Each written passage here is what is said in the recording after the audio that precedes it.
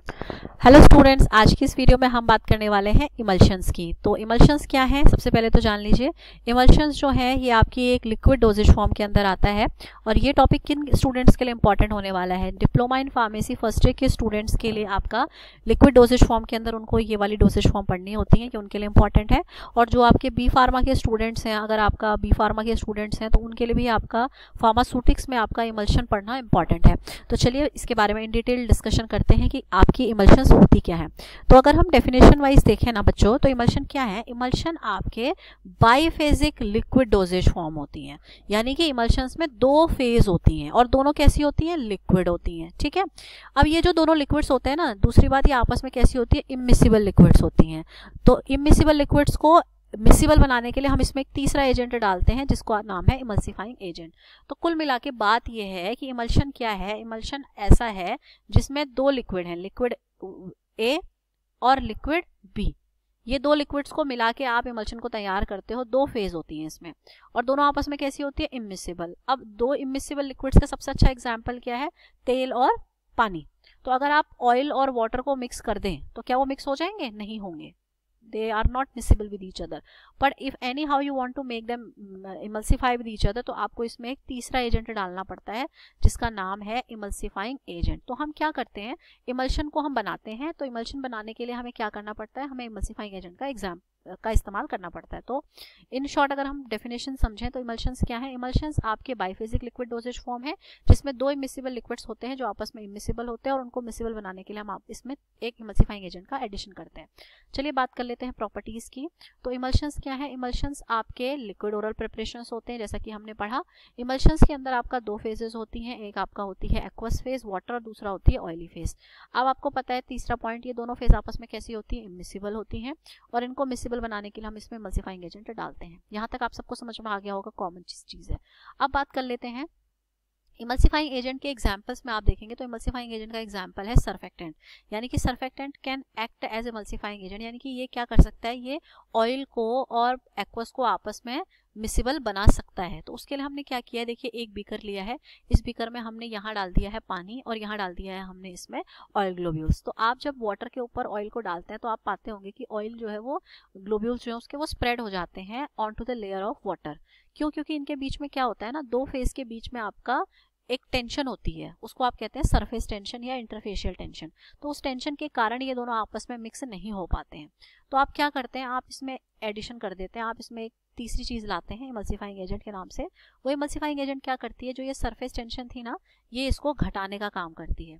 तो surface tension जब reduce हो जाएगी तो ये जो आपके ऑयल ग्लोब्यूल जो पहले ऊपर प्रेजेंट थे वो क्या करने लग जाते हैं, वो आपका नीचे आने लग जाते हैं। उसके बीच में जो गैप होता है वो वहां चले जाते हैं। तो आप देख सकते हैं ये ऑयल ग्लोब्यूल्स जो है they are in between the water molecules. तो ये एक दूसरे में होमोजेनाइजली मिक्स्ड हो जाते हैं और किसका रूप ले लेते हैं, एक नई लिक्विड ओरल प्रिपरेशन जिसका नाम है इमल्शन। तो इंटरेस्टिंग है ना। चलिए अब सीखते हैं कि ये सरफेक्टेंट आखिर वर्क कैसे करता है। जो आप इमल्सिफाइंग एजेंट डाल रहे हैं उसका काम आपको पता है कि सरफेक्टेंट क्या करता है।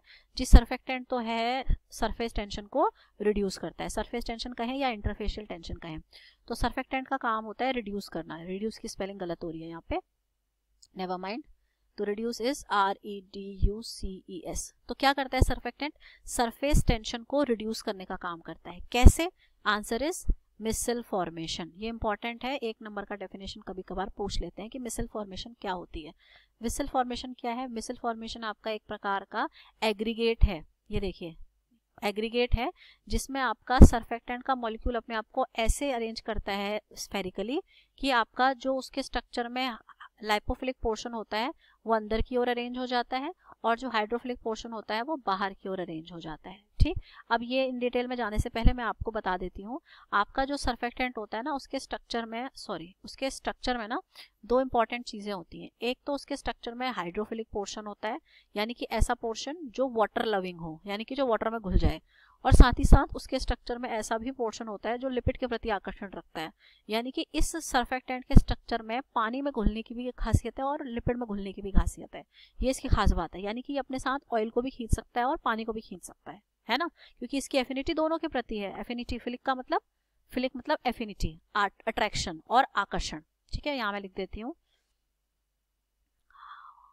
जो सब्सटेंस पानी के प्रति आकर्षण रखेगा, अगर किसी सब्सटेंस की पानी के प्रति एफिनिटी है, ठीक है, तो उसको कहेंगे आप हाइड्रोफिलिक, ठीक है।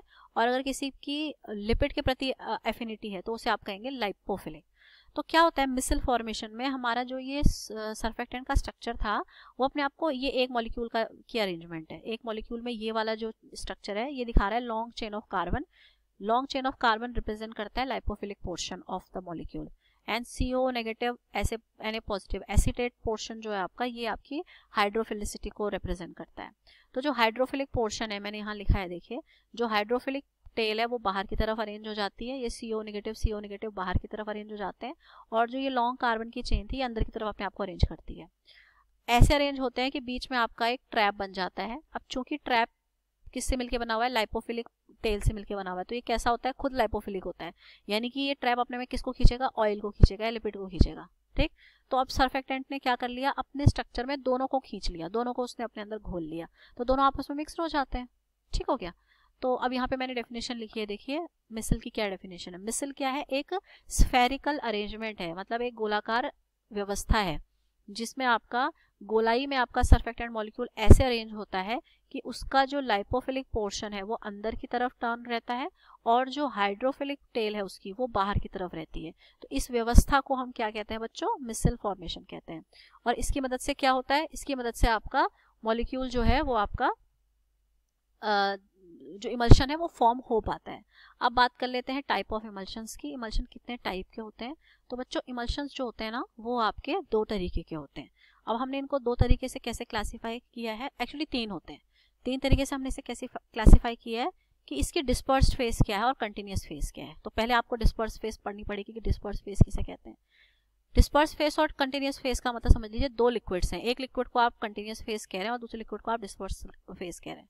तो उस लिक्विड को आप कंटिन्यूस कहेंगे जिस लिक्विड में आप दूसरे लिक्विड को डाल रहे हैं, ठीक है, और जिस लिक्विड को डाल रहे हैं उसको कहेंगे डिस्पर्स्ड फेज। मतलब इन शॉर्ट, मान लो ये है आपके पास, ये बीकर है, इस बीकर में आपने नीचे पानी रखा, पानी में आपने ऑयल को डाला, तो पानी में डाला तो पानी क्या हो गई, कॉन्टिन्यूस फेज हो गई। ऑयल को डाला तो ऑयल क्या हो गया, डिस्पर्स्ड फेज हो गया। तो इसको आप क्या कहेंगे, इसका नाम आप रख देंगे जी, इसमें हमने ऑयल को वाटर में ऐड किया है तो ये हो जाएगा oil in water type. Alright, दूसरा है water in oil emulsion. Water in oil में क्या करेंगे हम, वाटर इन ऑयल में हम ऑयल में हम पानी को डालेंगे, तो वाटर इन ऑयल, ये स्लैश इनको बताता है। तो W/O टाइप इमल्शन का मतलब क्या है, वाटर को आपने किस में डाला है, वाटर को आपने ऑयल में ऐड किया है, तो वाटर को आपने डाला है, तो water is the dispersed phase and oil is the continuous phase. तो आई होप आपको समझ में आ गया होगा कि हमने क्या पढ़ा। हमने पढ़ा इमल्शन क्या होता है, उसकी डेफिनेशन पढ़ी, उसके टाइप्स पढ़े हैं, ठीक है। उसमें हमने सीखा कि दो तरीके का इमल्शन रहेगा, oil in water and water in oil. एक तीसरा टाइप का भी हो सकता है, उसे कहेंगे आप mixed type of emulsion. Mixed type मतलब पहले आपने मान लो ऑयल इन वाटर बनाया, उसको आपने फिर वाटर में ऐड कर दिया, या आपने ऑयल इन वाटर बनाया, आपने उसको ऑयल में डाल दिया, या आपने वाटर इन ऑयल बनाया, उसको आपने ऑयल में डाल दिया, वाटर इन ऑयल बनाया, फिर आपने उसको वाटर में डाल दिया। तो देखो भैया, हमारे पास इस तरीके से मिक्स्ड टाइप के इमल्शंस भी बन सकते हैं। तो मिक्स्ड टाइप के इमल्शंस में क्या कर रहे हो आप, पहले एक टाइप का इमल्शन बना रहे हो, उसको फिर आप डिफरेंट फेज में डाल दे रहे हो, यानी कि इसको बना के आपने वाटर में ऐड कर दिया, तो वाटर यहाँ पर कंटिन्यूस फेज हो गई, इसको बना के आपने इसमें ऐड कर दिया, तो यहाँ पे ऑयल हो गई कंटिन्यूस फेज, यहाँ पर फिर से ऑयल हो गई कंटिन्यूस फेज, यहाँ पर आपका वाटर हो गया कंटिन्यूस फेज। तो इतना है बच्चों, आई होप आपको समझ में आया होगा।